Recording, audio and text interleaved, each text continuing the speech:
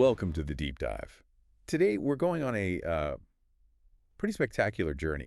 We're looking at source material you sent that makes this just incredible claim. It's a huge claim. It is. The idea is that the geography of the ancient world is, well, literally a map of the heavens. Yeah.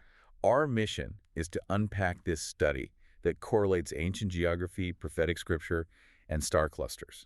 It's the ultimate expression of that old saying, as above, so below. It really is. The material argues that these celestial patterns were, by design, copied or mirrored directly onto Earth.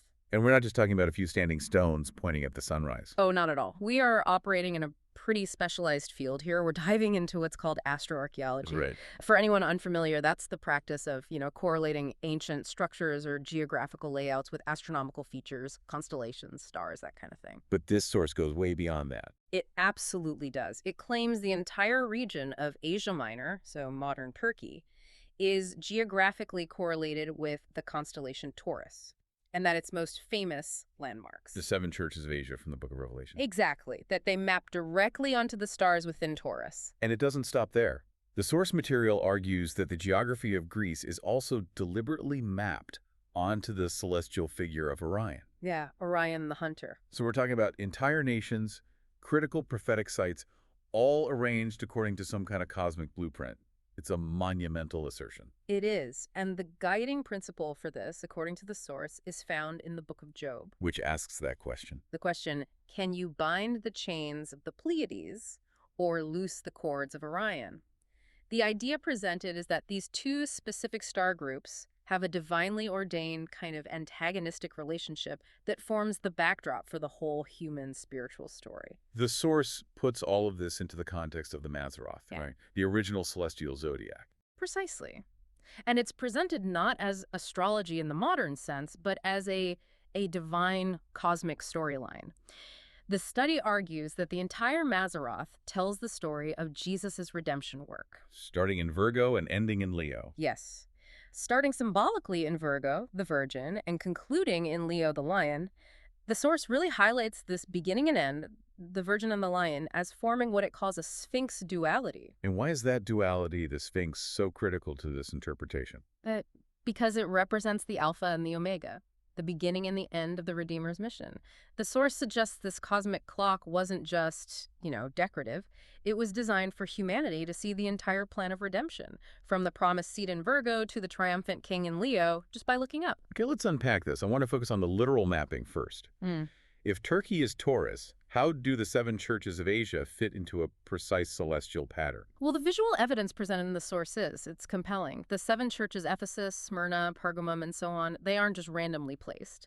Their topographical layout across Asia Minor forms a very clear inverted V shape. And that inverted V is crucial because it mirrors the Hyades star cluster. Exactly. The Hyades forms that distinct inverted V that makes up the face and head of Taurus, the bull. The source claims the churches follow this exact formation. They maintain similar spacing, similar relative positions. It's really quite striking. So it's not a loose approximation. Not according to the source. It's presented as a direct overlay. And this region of the Hyades is also compared to a celestial pyramid or a pyramidian structure. That level of spatial correlation, if true, would suggest an incredible intentionality. Does the source tie this geometric layout to any other spiritual symbols? It does, and this is where another layer of typology comes in. The source brings the Jewish menorah into the discussion. The seven-branched lampstand. Yes. The seven lampstands of the menorah, representing the light of the church, are geometrically structured in that same inverted V's pattern. So you have the Hyades, the seven churches, and the menorah all sharing the same sacred geometry. All reinforcing the same idea. The idea that the map isn't just about stars, but about revealing the very structure of the Bride of Christ. Let's drill down into some of the specific correlations. Ephesus is the first church mentioned in Revelation. What star does it align with? The material claims Ephesus corresponds directly to the eye of Taurus. The bull's eye. The star Aldebaran. The very one, the powerful red giant. And this is connected spiritually in the source to Jesus' statement about having a single eye, the idea that your vision determines your spiritual light. Ephesus, the first church, is told to return to their first love, which the source links to keeping that spiritual eye pure. That's a fascinating connection. So if Ephesus starts the V, what about the apex, the symbolic capstone of that formation? That position is occupied by the Church of Pergamum. Okay. Geographically and symbolically, Pergamum is positioned as the figurative capstone of this celestial pyramid. And this And is this is highly charged because according to the book of Revelation, Pergamum is where the seat or throne of Satan resided. the location of the huge altar of Zeus. That's the one. The source makes a huge point of this. The spiritual high point of the constellation map on Earth is also the physical site of one of the greatest spiritual battlegrounds. And here's where it gets really interesting for me.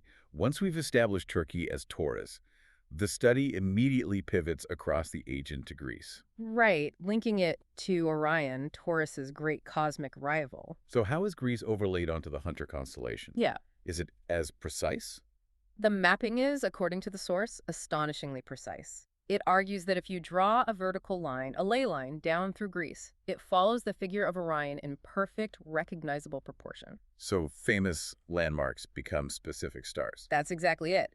The mountain sacred to the gods, Mount Olympus, is claimed to correlate with Rigel, one of Orion's brilliant feet. Okay. Delphi, the site of the ancient oracle, one of the most important religious centers in the Greek world, corresponds perfectly to the belt of Orion. The 3 stars in the belt. Yes, and Sparta, home of those legendary warriors, aligns with Betelgeuse, the massive red star that is Orion's shoulder. Wow. And what about the edges of the map? The source mentions the Isle of Crete. It pays attention to every detail. It argues the right arm extension of Orion, the one holding a club or a sword, correlates geographically with the Isle of Crete. And why is Crete so significant in this model? The study notes this is where Knossos is located, and that location is tied in the source's view to the genesis of certain Gnostic systems, which the source consistently frames as promoting a false, hidden knowledge. And the source throws in a note about a location on Crete, echoing Cydonia on Mars. I have to ask, why is that relevant to an earthly map? It's presented as the ultimate piece of corroborating evidence for the as above, so below principle. That this isn't just an earthly phenomenon. Exactly. The claim is that these celestial patterns are replicated across multiple worlds. By noting a site called Cydonia on Crete mirroring the Cydonia Pyramid Complex on Mars, they're suggesting this cosmic blueprint isn't localized. It's part of a universal design plan for consciousness and redemption. We've established the geometry. Let's shift from the map to the meaning. How does the source interpret this celestial geographic mirror through a prophetic lens? It's all built around typology. The source uses the metaphor of the groom, Jesus Christ, and the bride, the sevenfold churches or believers. This narrative, it says, runs throughout the entire Mazzaroth. And the Pleiades and Hyades fit into that? Yes, they're often identified in ancient myths as the seven sisters or maidens. The source adopts this, seeing them as depicting the sevenfold composition of the bride. So Orion then steps in as the heroic figure, the groom. Orion is the redeemer, the victorious king. The source details the cosmic scene as the risen Jesus, as Orion standing victorious. He's described as holding and protecting the 7 church stars, the Hyades-Pleiades, in his hand, Shielding them from Taurus. shielding them from the wrath symbolized by Taurus, the bull. In this context, the bull represents either fierce judgment or the figure of the beast from Revelation. And there's even a parallel to the crucifixion story. There is. According to the material, Orion is symbolically wounded in the leg or heel by the bull, but rises again. It's a clear astronomical reflection of Christ's death and resurrection. So what does this all mean then? If these constellations are mirrored in Greece and Turkey, does the source see this as reflecting some kind of persistent contention on Earth? Absolutely. The source translates the Orion-Taurus contention in the heavens directly onto the geopolitical and spiritual tension between the nations of Greece, Order, and Turkey. Taurus. The battle is over spiritual heritage. That's how it's framed. The battle is for the spiritual heritage of the region, and specifically, who gets the church, the bride. Now, the source's interpretation here is it's highly charged. It frames this as an active spiritual battle between Christianity and other belief systems. It is, and we have to reiterate that this is the source's specific, and I would say partisan interpretation of events. Of course. The material asserts this is a front line in a cosmic battle, citing what it calls Luciferian elements like Islam, Gnosticism, and other systems as opposing forces. It even suggests this contention is reflected in modern geopolitical movements, like the movement of peoples through Greece from Turkey, which the study argues is an organized attempt to dismantle Christian heritage in Europe. And the physical map itself reinforces this conflict. It does, dramatically. Maybe the most chilling detail is that the arrow of Orion, as projected onto the map of Greece, points directly to that capstone city we discussed. Pergamum. Right at Pergamum. The site of the altar of Zeus, what Revelation calls the seat of Satan. The map itself suggests a focused, directed spiritual engagement. And this contention, this battle, is centered on a celestial gateway. That's the concept of the two gates of the cosmos. The source describes a gate of man located right there in the vicinity of Orion and Taurus. This is the area of conflict, the source of human entry and exit. And the second gate. The gate of God, which is located at the galactic center, near Ophiuchus and Sagittarius. The source uses this to reinforce the idea that the Orion-Taurus alignment is the absolute epicenter of the current human spiritual journey. It's where the war is being fought. Let's transition to how the source uses the 7 churches not just as a map, but as a prophetic clock, the layout as a timeline. Right, that's the third layer of meaning. The study adheres to the interpretation that the 7 churches represent not just historical congregations from the 1st century. But 7 dispensations, 7 periods of time? Exactly. 7 periods that span the entire church age. The inverted V or menorah pattern of the churches on the ground is suggested to function like a clock with a clear beginning, a climax at Pergamum, and a terminal point. And where are we on that clock right now, according to the source? The source is very clear on this. It believes the clock is now reaching its terminal point, which corresponds to the final church, the Church of Laodicea. Which is significant because the message to Laodicea in Revelation is extremely harsh. They're described as lukewarm. Neither hot nor cold. Yes. And this leads the source to a severe and pretty uncompromising assessment of the modern church. What is their final warning about this Laodicean era? The source claims that the last days church, particularly many non-Roman Catholic denominations, has undergone a massive departure of the faith. Why? What's the cause? They argue it's a result of the church trying to become societally relevant.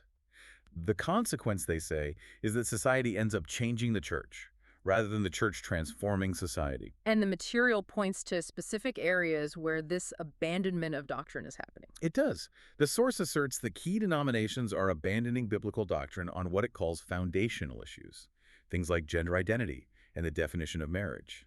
It argues these shifts, often done in the name of love, are actually a compromise that amounts to spiritual contamination. Strong words. Very.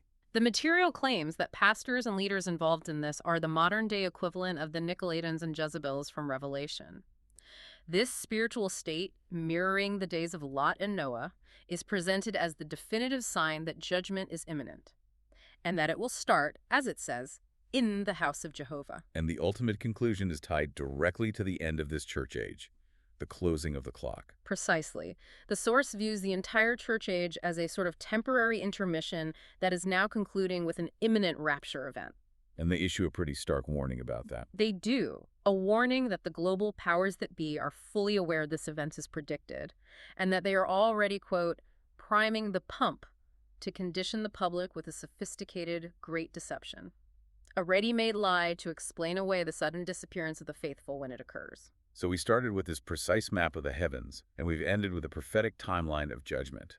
This deep dive has really shown how the source material uses Astro-Archaeology to tie it all together. It's a complete synthesis. A cosmic arrangement Orion, confronting Taurus, tied to specific geography in Greece and Turkey, which is then connected to biblical prophecy, spiritual contention, and a final warning for our time.